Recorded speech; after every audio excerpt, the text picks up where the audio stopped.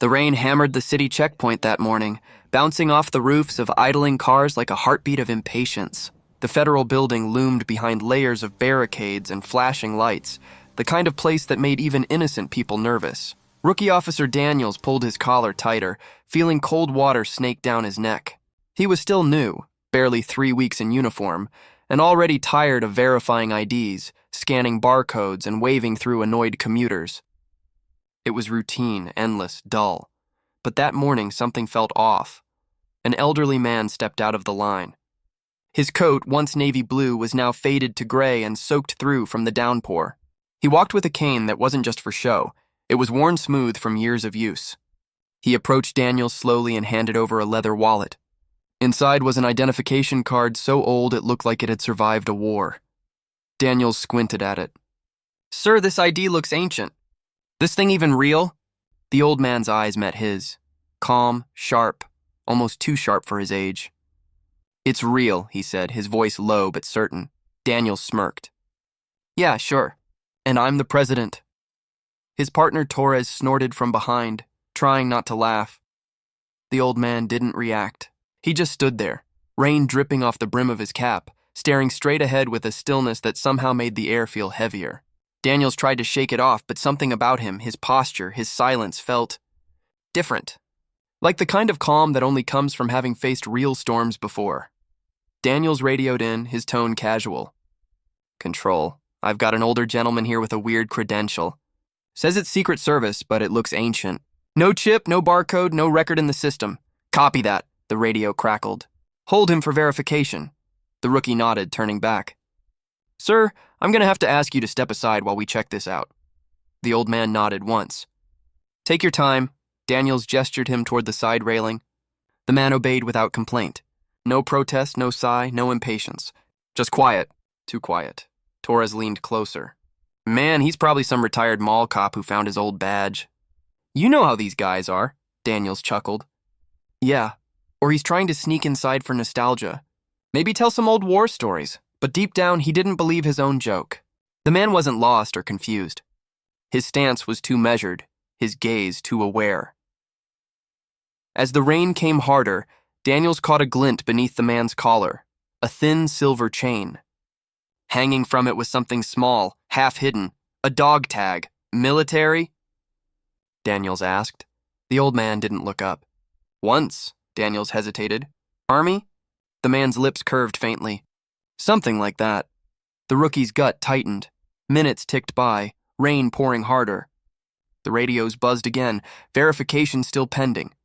"Hold position," Daniels sighed. "Sir, you realize I can't let you through. There's a high-level event inside today."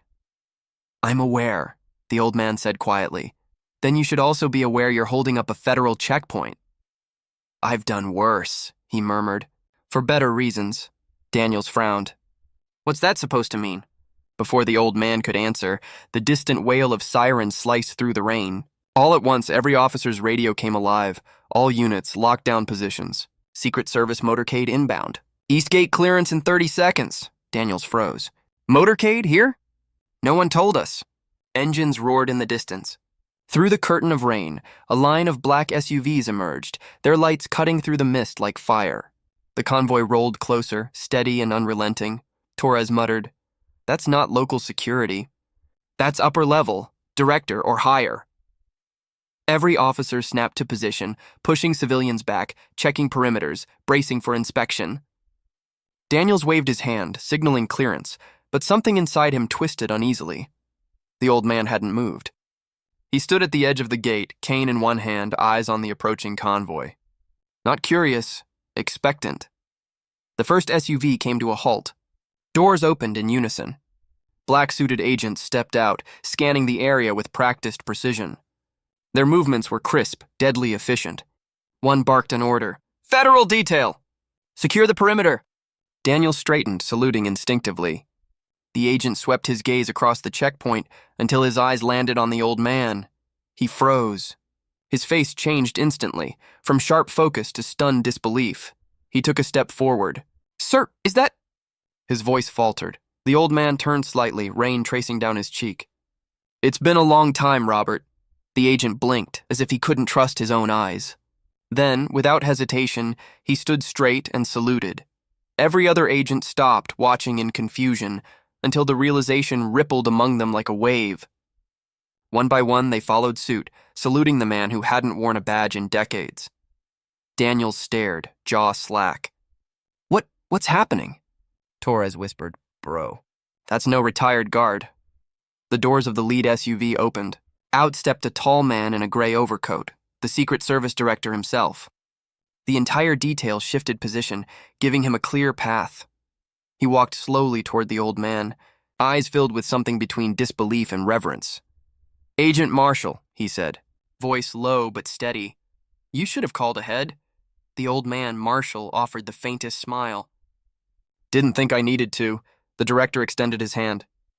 "After what you did for this country, you'll never need permission to walk through our gates." A hush fell over everything. Even the rain seemed to quiet.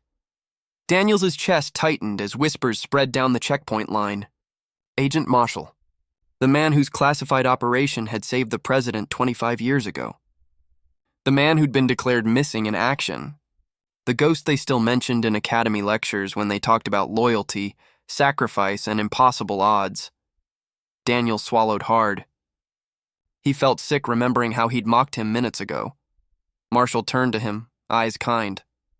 "You did your job, son. Don't ever apologize for that." "Sir, Marshall rested a gloved hand on his shoulder. "You'll learn. Real credentials aren't printed on plastic. They're carried here." He tapped his chest lightly. "In what you've done. What you've endured." The director stepped aside, gesturing toward the gate. "Welcome home, Agent." Marshall nodded, his expression unreadable. He walked beside the director, cane tapping softly against the wet pavement. The agents around them stood still as statues, their salutes unwavering. Daniel stood rooted, unable to move. The rookie who'd thought today would be another routine morning had just witnessed a legend walk through his checkpoint. Torres exhaled slowly.